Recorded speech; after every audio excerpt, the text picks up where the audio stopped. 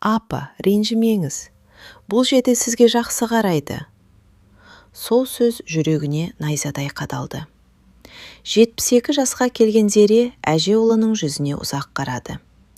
Осы жүзді 9 ай көтеріп, 30 жасында жесір қалып, жалғыз өзі жеткізген еді. Бірақ бүгін сол ұлы көзін тайдырып тұр. Қолында бір қара сөмке ғана. Бар өмірі сол сөмкеге сыйып кеткендей.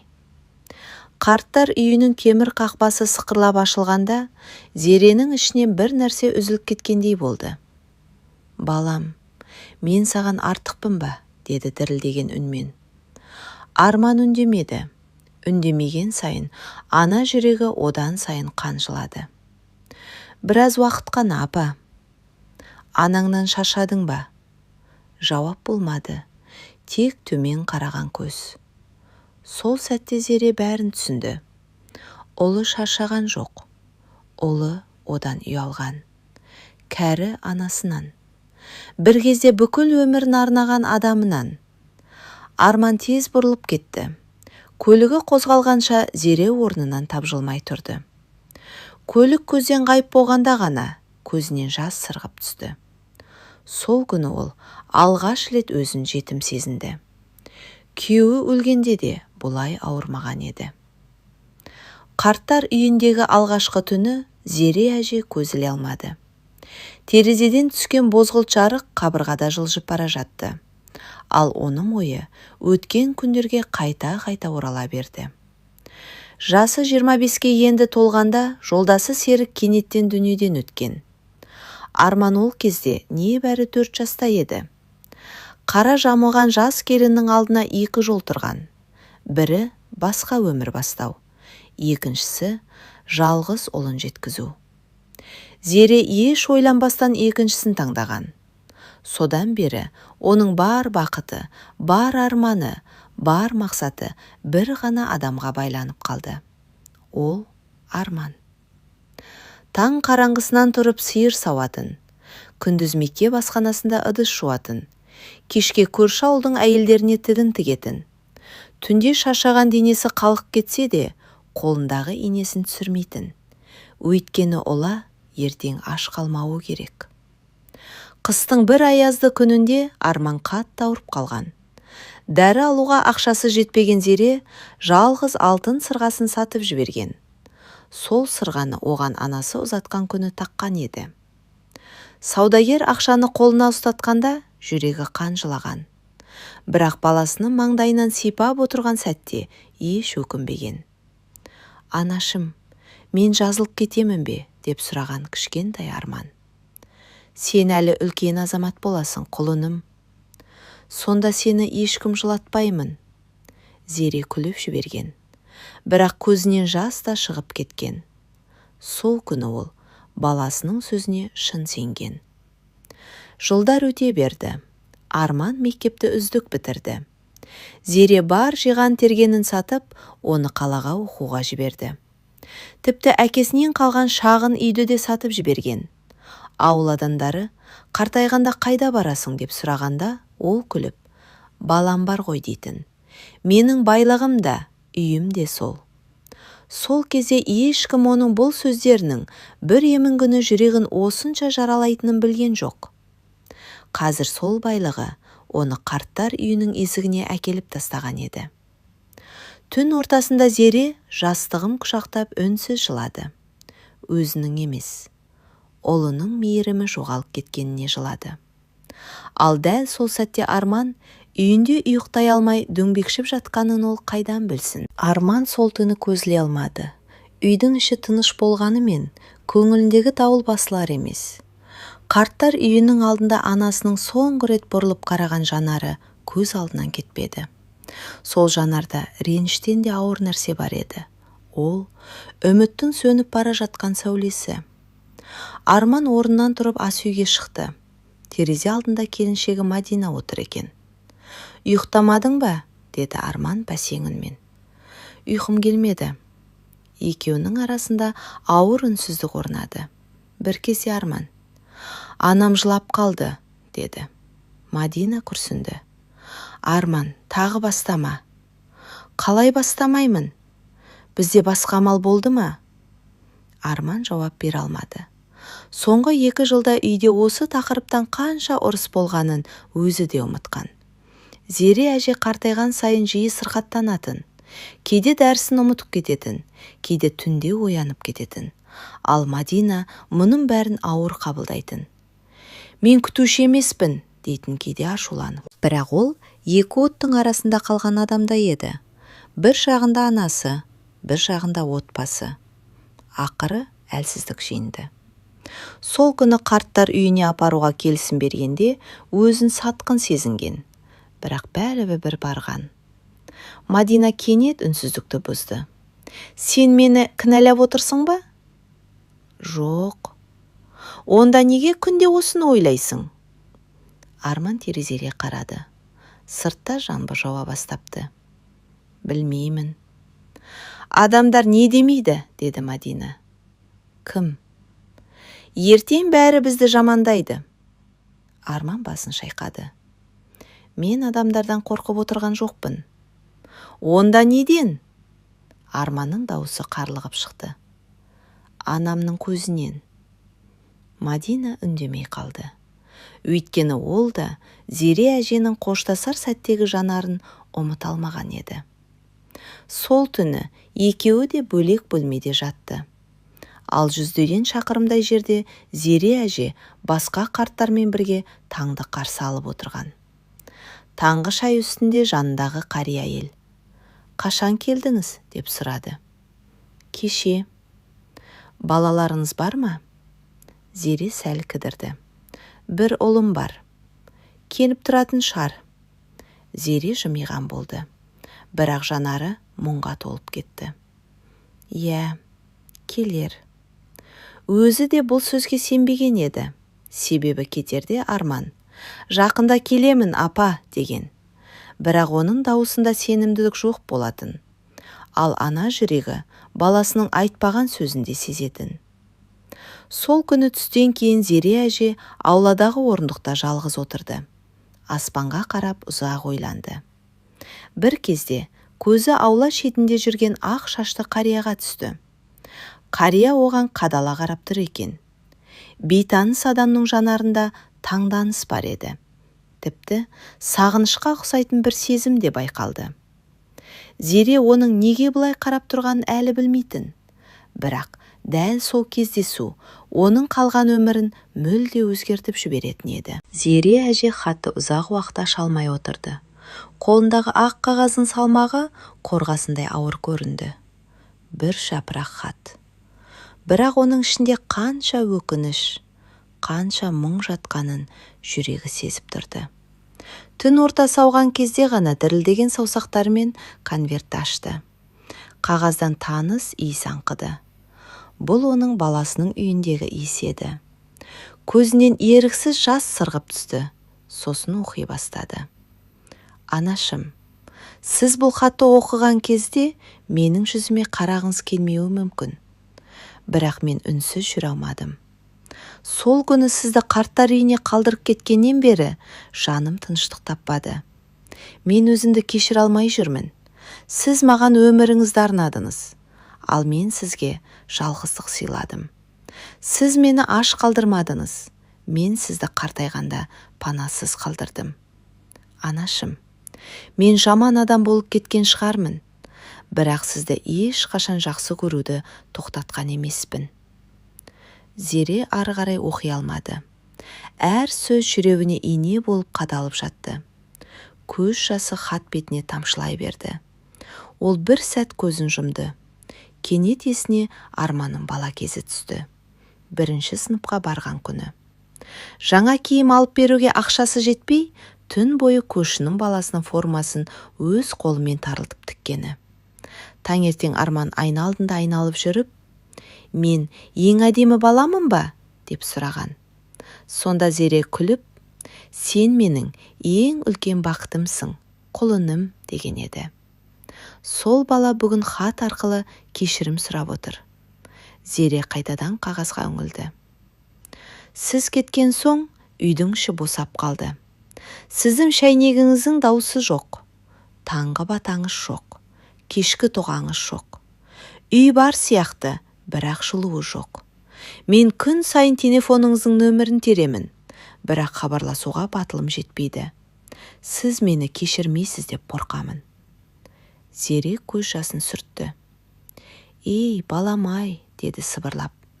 Ана баласын кешірмеген күн бар ма? Осы кезде есік қағылды. Бұл Нұрлан еді. Ол Зеренің жүзіне қарап бәрін түсінді. Жыладың ба? Зере үнсіз хатты ұсынды. Нұрлан асықпай оқып шықты. Біраз уақыт ештеңе айтпады. Сосын баяу ғана. Ұлың сені жақсы көреді екен. Онда неге тастап кетті? Нұрлан ауыр күрсінді. Кейде адамдар жамандықтан емес, әлсіздіктен қателеседі. Бұл сөз Зеренің жүрегіне жетті. Өйткені Арманның кішкентай кезінен бері бір кемшілігін жақсы білетін. Ол ешқашан қатыгез болмаған. Тек өзгелердің ықпалына тез берілетін. Түн ортасына дейін ол хатты қайта-қайта оқыды. Әр жолын, әр әрпін, әр өкінішін. Бірақ таңға жақын күтпеген хабар жетті. Кезекші қызметкер бөлмеге асығыс кірді. Зере апа, не болды? Сізге біреу келді. Маған? Иә, қазір, осы уақытта. Зеренің жүрегі атқақтап кетті. Оның ойына бірден Арман келді. Бірақ кірген адам Арман емес еді. Босағада тұрған жас жігітті ол өмірінде алғаш рет көріп тұрды. Ал әлгі жігіттің алғашқы сөзі Зерені есеңгіретіп жіберді. Сіз, Зере, Қасым қызысыз ба? Иә, мен сізді көп жылдан бері іздеп жүрмін. Зере әже орнынан баяу көтерілді. Босағада тұрған жігіттің жасы 30-да шамасында еді, ұзын бойлы, салмақты. Бірақ жанарында бір түрлі толқу байқалатын. Ол да Зереге қадала қарап қалған. Сөз бастауға батылы жетпей тұрғандай. Балам, сен кімсің? Деді Зере. Жігіт бір сәт үнсіз қалды. Сосын қалтасынан ескі сурет алып шықты. Суретті Зеренің қолына ұстатты. Зере көзілдірігін киіп суретке үңілді. Бұл жастық шағындағы өзі. Жанында ауылдағы құрбысы Майра тұр. Сурет шамамен 50 жыл бұрын түсірілген. Зере аң-таң болды. Мұны қайдан алдың? Жігіттің көмейіне өксік тығылды. Бұл сурет анамның сандығында сақталған. Анаң кім? Майра. Зере селк кете қалды. Майра? Көз алдына өрімдей қыздың бейнесі келе қалды. Мектептен бірге өскен құрбысы. Кейін басқа облысқа тұрмысқа шығып кеткен. Содан байланыс үзілген. Майра қайда? Жігіт басын төмен түсірді. Анам 3 ай бұрын қайтыс болды. Зеренің жүрегі шым ете қалды. Тағы бір құрдасының өмірден өткенін есту ауыр тиді. Жатқан жері жарық болсын. Жігіт қалтасынан бүккелген қағаз шығарды. Анам көз жұмар алдында маған бір аманат айтты. Қандай аманат? Зере деген құрбымды тап, одан кешірім сұра деді. Кешірім? Иә. Зере таңырқай қарады. Неге? Жігіт көз жасын әрең тежеді. Себебі анам сізге өмір бойы айталмай кеткен бір шындық бар екенін айтты. Бөлме іші тып-тыныш болып кетті. Тіпті сағаттың тықылы да анық естіліп тұрды. Қандай шындық? Жігіт бірден жауап бере алмады. Ол да бұл әңгімені айтуға қиналып тұрғаны байқалды. Анам жас кезінде сіздің тағдырыңызды өзгертіп жібергенін айтты. Зере не айтарын білмеді. Жүрегі әлденені сезгендей дүрсілдеп кетті. Осы кезде есік алдында тұрған Нұрлан да ішке кірді. Әңгіме басынан бері бәрін естіп тұрған. Жігіт Нұрланға қарады. Сосын қайтадан Зереге бұрылды. Анамның айтуынша, сіз екеуіңіз бір-біріңізді жақсы көргенсіздер. Нұрлан мен Зере бір-біріне қарады. 50 жыл бұрынғы көмескі естеліктер қайта тірілгендей болды. Иә, болған еді. Бірақ сіздердің араларыңызға түскен адам менің анам екен. Зеренің демі тарылып кетті. Не дейсің? Анам сізге жалған сөз жеткізгенін айтты. Нұрлан орнынан тұрып кетті. Қандай сөз? Жігіт көзін сүртті. Ол кезде Нұрлан аға әскерде жүрген екен. Иә. Анам сізге Нұрлан басқа қызға үйленіп кетті деп айтқан. Бөлме іші үнсіз қалды. Зере есеңгіреп отырды. Өйткені дәл сол хабардан кейін ол өмір бойы күткен адамынан күдер үзген еді. Ал Нұрлан ауылға оралғанда Зеренің басқа жігітке тұрмысқа шыққанын естіген. Ол да бәрі бітті деп ойлаған. Сөйтіп, екі тағдыр екі жаққа кеткен. Бір ғана жалған сөздің кесірінен. Зере көзін жұмды. Жанарынан жас ақты. Өкініштің жасы. Жоғалтқан жылдардың жасы. Өтіп кеткен жастықтың жасы. Ал дәл сол мезетте басқа қалада Арман көлігінің кілтін қолына алып шешім қабылдап жатқан еді. Ол анасына бармақ болды. Қандай жағдай болса да, қандай сөз естісе де. Бүгін ол анасының алдына барып, тізерлеп кешірім сұрауға бел буған. Бірақ тағдыр олардың кездесуіне тағы бір ауыр сынақ дайындап қойған еді. Арман таң ата салысымен жолға шықты. Түні бойы көз үзмеген. Анасына жазған хатының әр жолы санасында жаңғырып тұрды. Көлік терезесінен сырғып өтіп жатқан далаға қарап отырып, бала күнін есіне алды. Мектептен тоңып келген кештер, анасының пештің қасына отырғызып, қолын жылытып отырған сәттері. Ауырып жатқанда түнімен кірпік қақпай қасында отырған кездері. Сол анаға қалайша осындай қиянат жасағанын өзі де түсіне алмады. Кеудесін өкініш өртеп бара жатты. Бір кезде телефоны шырылдады. Бейтаныс нөмір. Тыңдап тұрмын. Арман мырза ма? Иә, мен қарттар үйінен хабарласып тұрмын. Арманның жүрегі су ете қалды. Анам аман ба? Аман, алаңдамаңыз. Арман терең дем алды. Не болып қалды? Бүгін сіздің анаңыздың қан қысымы көтеріліп кетті. Дәрігер қарап жатыр. Арманның қолы қалтырап кетті. Мен келе жатырмын. Жақсы. Қоңырау аяқталды. Арман газды қаттырақ басты. Жүрегі бір жамандықты сезгендей. Ал сол уақытта Зере әже бөлмесінде отыр еді. Дәрігер жаңа ғана шығып кеткен. Жас келген жүрек бәрін көтере бермейтін. Бүгінгі естіген шындық та оңай тиген жоқ. 50 жыл. Тұтас 50 жыл.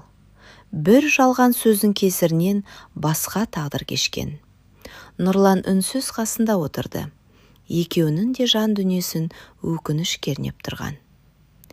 Егер сол кезде бәрі басқаша болғанда ше, деді Зере. Нұрлан мұңая жымиды.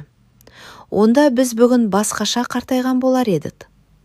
Зере көз жасын сүртті. Тағдырға өкпе жоқ. Иә, бірақ кейде адам өткен күнге бір сәтке ғана оралғысы келеді екен. Нұрлан басын изеді. Өйткені дәл қазір оның да жүрегінде сондай арман бар еді. Сол кезде есік қағылды. Кезекші қыз кірді. Зере апа? Иә қызым, сізге гүл келді. Маған ба? Қыз қолындағы шағын гүл шоғын ұсынды. Гүлдердің арасында кішкентай хат жатыр екен. Зере ашып оқыды. Анашым, күтіңізші, мен келе жатырмын. Қолтаңба жоқ, бірақ кім жазғанын бірден білді. Арман. Зере хатты кеудесіне басты. Сол сәтте жанарынан тағы да жас сорғалап ақты. Бұл жолы мұңнан емес, үміттен туған жас еді. Алайда дәл сол мезетте тас жолдың бойында Арман көлігі кенет қарсы бағыттан шыққан жүк көлігінен қашамын деп рөлді күрт бұрып жіберді. Дөңгелек шыңғырып кетті. Көлік жол жиегіне қарай сырғып бара жатты. Арманның соңғы ойы. Тек анама жетсем екен деген тілек болды. Ал бірнеше секундтан кейін айналаны қорқынышты тарс еткен дыбыс басты. Сол күні кешке қарай қарттар үйінің дәлізінде біртүрлі тыныштық орнады. Зере әже терезе алдында отырды. Көзі жолда. Жүрегі ұлының келуін күтіп тұр. Біресе орнынан тұрады, біресе қайта отырады. Ана жүрегі баласының жақындап келе жатқанын сезгендей. бірақ уақыт өткен сайын көңіліне мазасыздық ұялай берді. Күн еңкейіп қараңғылық түсе бастағанда қарттар үйінің директоры бөлмеге кірді. Жүзінен бір ауырлық байқалды. Қасында ақ халатты дәрігер тұр. Зеренің жүрегі суып кетті. «Не болды?» деді әлсіреген үнмен. Ешкім бірден жауап бермеді. Сол үнсіздік бәрінен қорқыныш деді. «Айтыңдаршы». Директор күрсінді. «Зере апа, сабыр сақтаңыз. Әженің саусақтары мұздап кетті». «Балама бірдеңе болды ма?» «Жол апатына түскен екен». Зере орнынан ұшып тұрды. «Қазір қайда?» «Ауруханада». Әже қабырғаға сүйеніп қалды. Көз алды қарауытып кеткендей болды. «Тірі ме?» «Иә, дәрігерлер қолдан келгенін жасап жатыр». Зере көзін жұмып жіберді. Шүкіршілік пен қорқыныш аралас сезім жанын қысып бара жатты. Бірнеше минуттан кейін Нұрлан көлік тауып, екеуі ауруханаға қарай жолға шықты. Түн қараңғысы қоюланып кеткен. Жол бойы ешкім сөйлемеді. Тек Зере әженің ерні жыбырлап отырды. Ол дұға оқып келе жатқан. «Алла тағалам, жалғызымда аман қалдыра көр. Мен бәрін кешірдім. Тек көзімді тірі көрсе екен». Көз жасы тоқтар емес. Қанша ренжісе де, қанша қиналса да, ана жүрегі бәрібір баласына алаңдайды екен. Ауруханаға жеткенде оларды дәрігер қарсы алды. «Арманның туыстарсыздар ма?» «Мен анасымын». Дәрігер басын изеді. «Жағдайы ауыр болды, бірақ әзірге қауіптен алып шықтық». Зере отырған жеріне отыра кетті. Жаратқанға сан мәрте шүкір айтты. «Көруге бола ма?» «Қазір болады».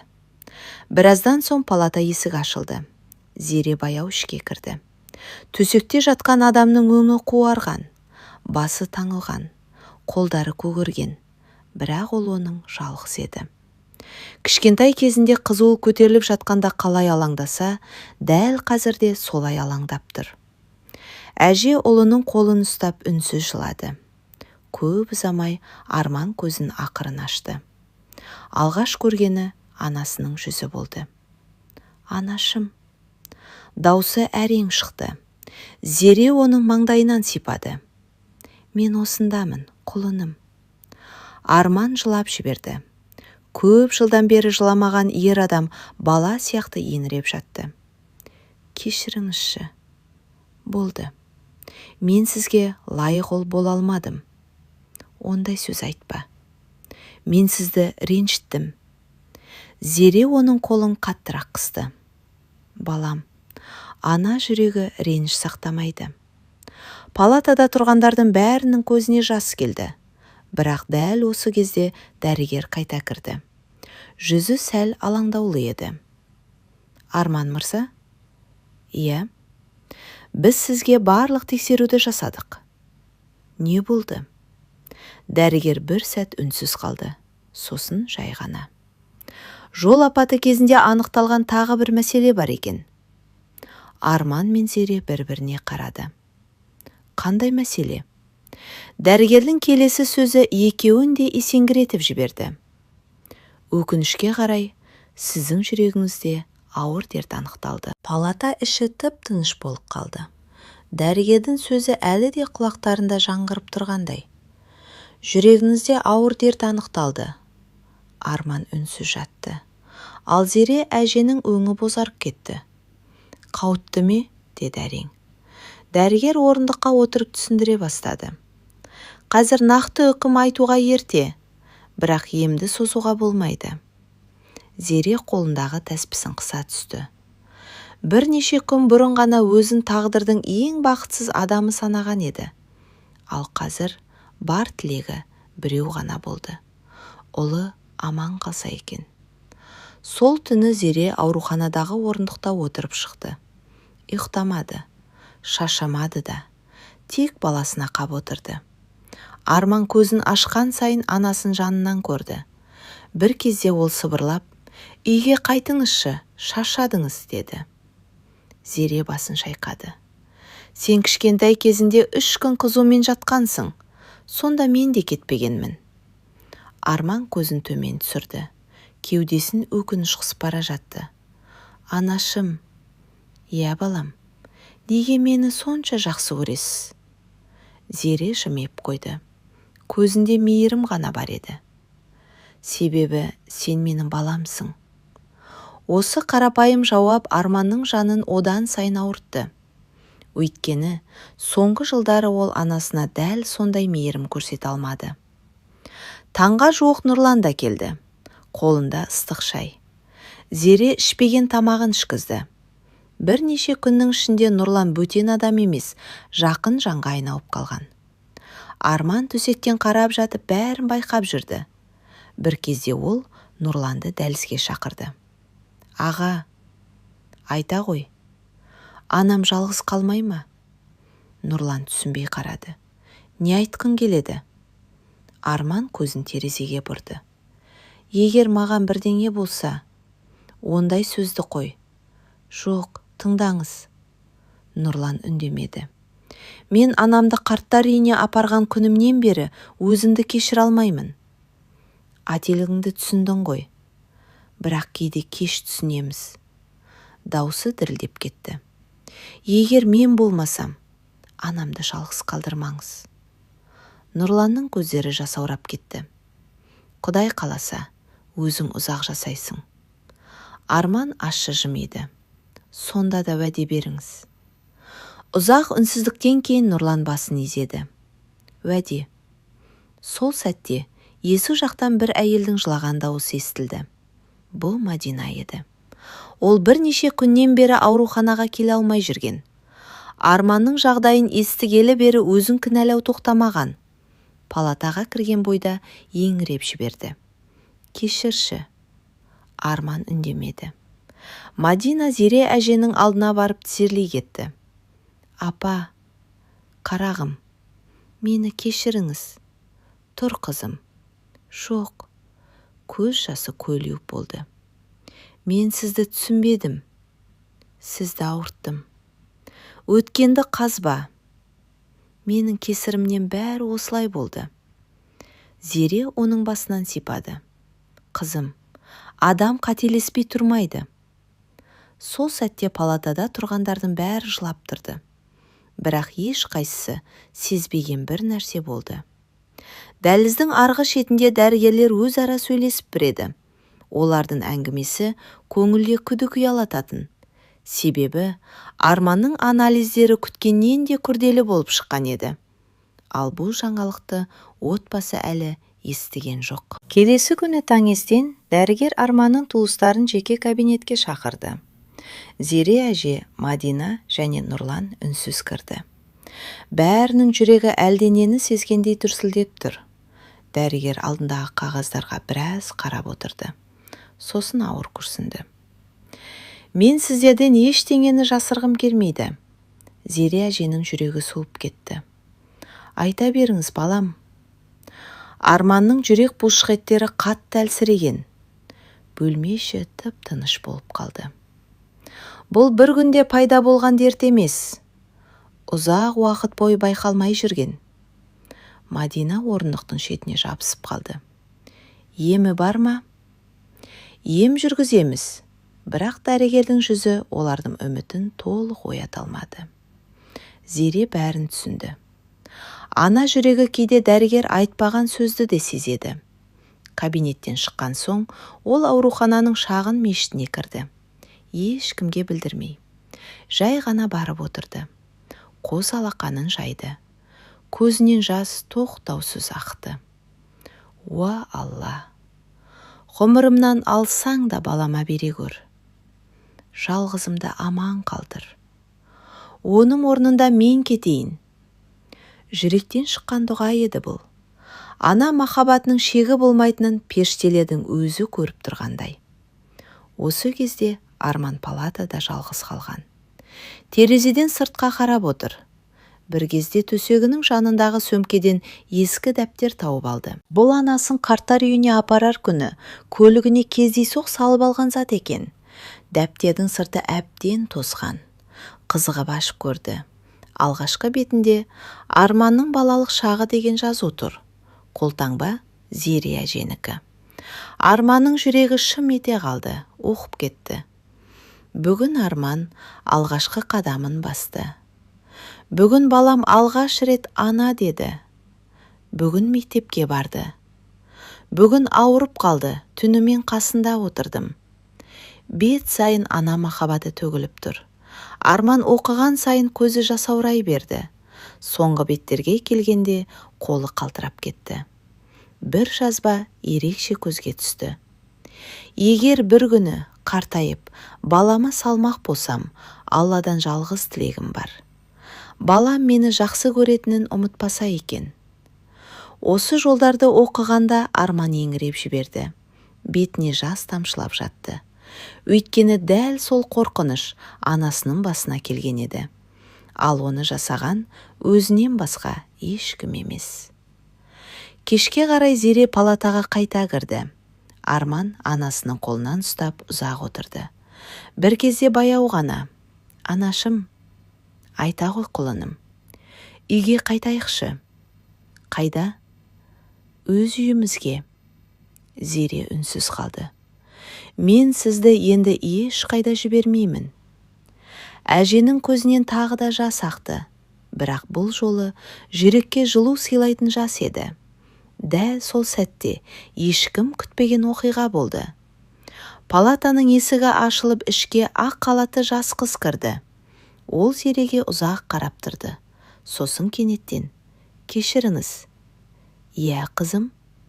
«Сіздің атыңыз Зере ме?» «Иә». Қыздың жанары жасаурап кетті. «Мен сізді көп жылдан бері іздеп жүрмін». Зере таңырқап қалды.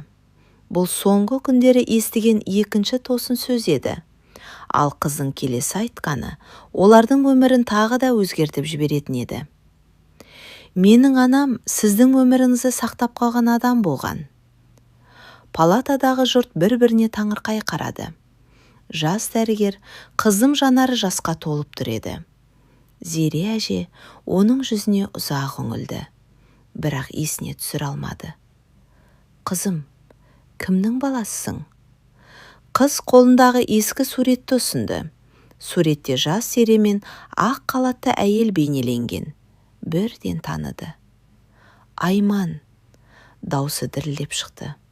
«Иә, мен Айман апайдың қызымын». Зере көзін жұмып жіберді. Жарты ғасыр бұрынғы оқиға көз алдына қайта келді. Ол кезде Арман дүниеге жаңа келген. Күйеуі қайтыс болғаннан кейін қатты сырқаттанып қалған. Ауруы асқынып, өмір мен өлімнің арасында жатқан күндері болған.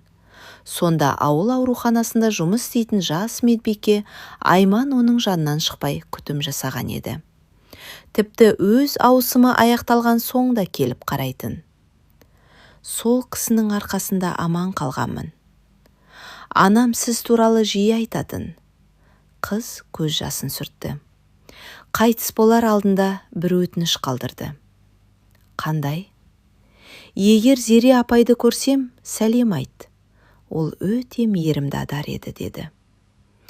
Зере үнсіз жылады. Соңғы күндері тағдыр оның алдына өткен өмірдің адамдарын бірінен соң бірін әкеліп тұрғандай. Бірі жоғалқан махаббат, бірі ескі құрбының аманаты, бірі өмірін сақтап қалған жанның сәлемі. Сол кеште Арман анасының қасында ұзақ отырды. Екеуі көп сөйлемеді. Кейде үнсіздік те жүректерді жақындатады. Бір кезде Арман ақырын ғана: «Анашым». «Иә, егер уақытты кері қайтар алсам, сізді ешқашан ренжітпес едім». Зере оның маңдайынан сипады. «Әр адамның өмірінде өкініш болады, балам. Бірақ менікі тым ауыр. Өкінген адам өзгеруге жақын тұрады». Арман көз жасын жасыра алмады. Өйткені анасы оны тағы да ақтап отыр. Тағы да қорғап отыр. Тіпті осынша ауыртқаннан кейін де. Түнге қарай дәрігерлер жақсы жаңалық айтты. Арманның жағдайы тұрақтана бастаған. Барлығы қуанды. Зере әже алғаш рет күлімсіреді.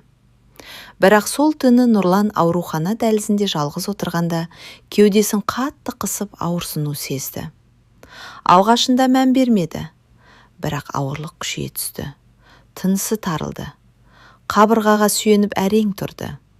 Жақын маңнан өтіп бара жатқан мейірбике оның өңінің өзгеріп кеткенін байқап қалды. «Ата, сізге не болды?» Нұрлан жауап бере алмады.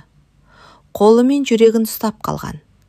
Бірнеше секундтан кейін есінен танып құлап түсті.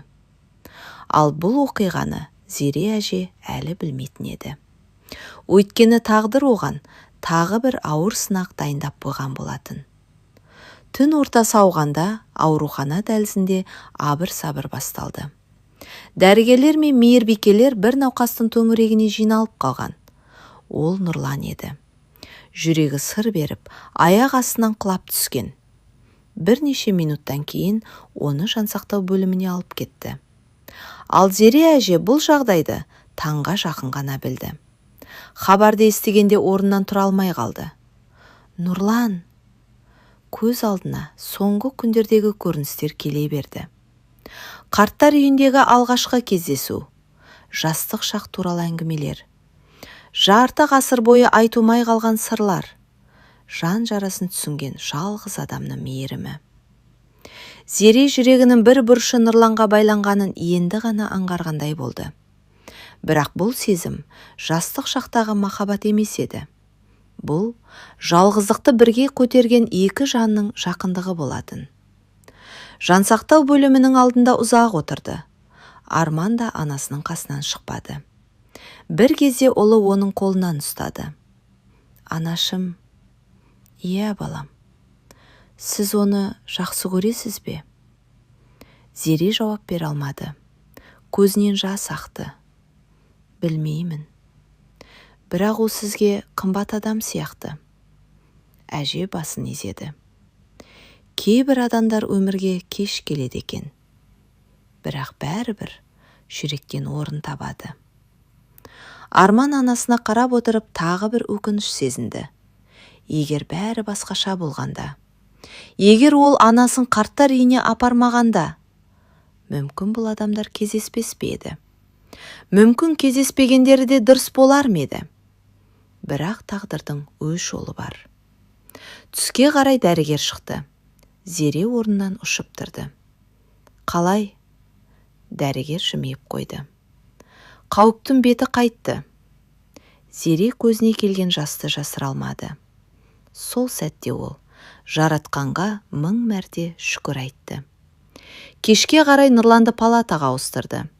Зере ішке кіргенде қария әлсіз жымиды.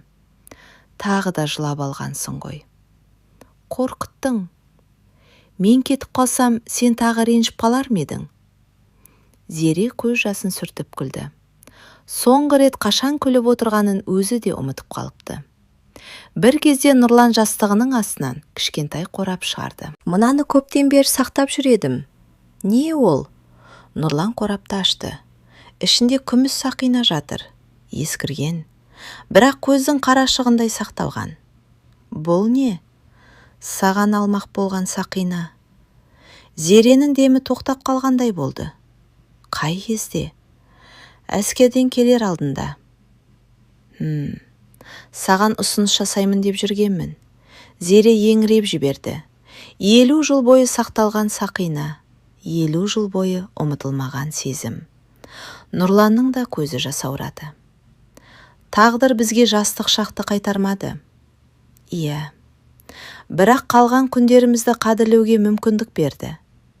Зере үнсіз жылады. Бұл өкініштің де, қуаныштың да жасы еді. Ал дәл сол сәтте Арман палата сыртында тұрып, осы әңгіменің бәрін естіп қалған болатын.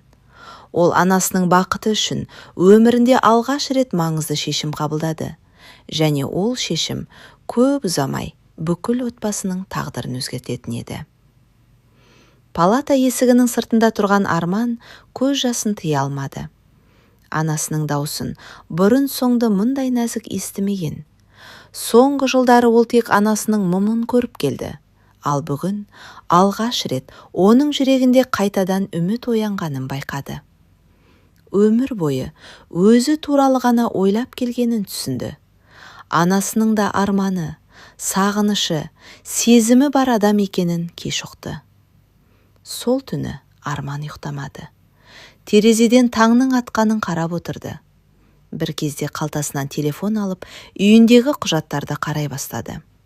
Үйдің құжаттары, жинақтағы ақшасы, сақтандыру қорындағы қаржысы, барлығын қайта есептеді. Сосын бір шешімге келді. Ертеңінде Мадинаны шақырды. Мен бір нәрсе айтқым келеді. Мадина оның жүзіне қарап алаңдап кетті. Не болды? Анам бізбен бірге тұрады. Әрине. Жоқ, мен басқа нәрсені айтып тұрмын.